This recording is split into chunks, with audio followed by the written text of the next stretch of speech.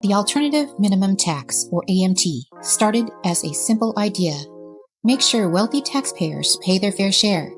But like many tax policies, it quickly became a tangled mess that caught far more people than originally intended.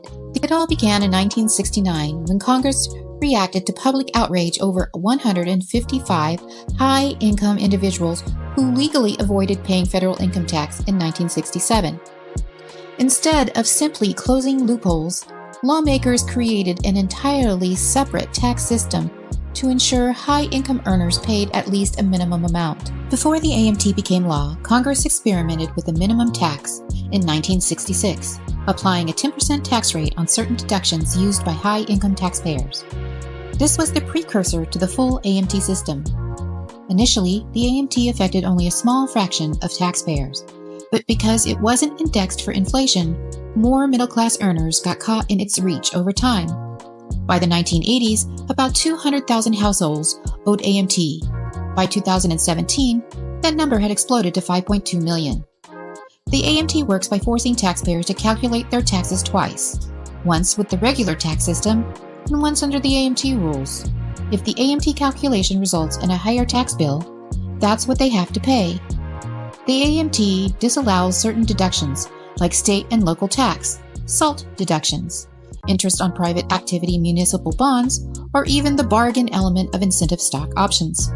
The tax rates are 26% or 28% depending on income, and there's an exemption amount that phases out at higher income levels. Congress tried to manage the AMT's growing reach with temporary fixes, known as AMT patches, meant to prevent it from hitting millions of unintended taxpayers. But things got worse with the Bush-era tax cuts in 2001 and 2003, which lowered regular income tax rates but didn't adjust the AMT, causing millions more taxpayers to owe AMT unexpectedly. Congress scrambled year after year to pass patches that prevented sudden tax hikes.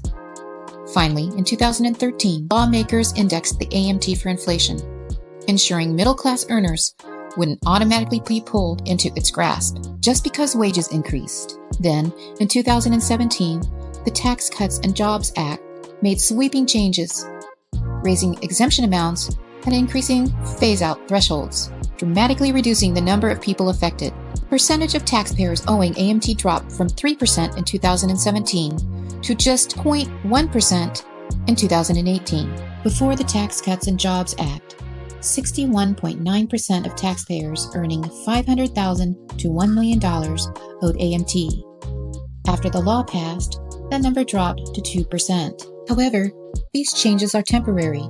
The Tax Cuts and Jobs Act provisions expire at the end of 2025, meaning the old AMT rules could return unless Congress acts. If that happens, the numbers of AMT taxpayers could jump to 7 million in 2026. The expiration would also remove the $10,000 SALT deduction cap, potentially pulling more taxpayers into the AMT again. The AMT was originally designed to target the ultra-wealthy, but over time, it became a burden on middle-class earnings in high-tax states.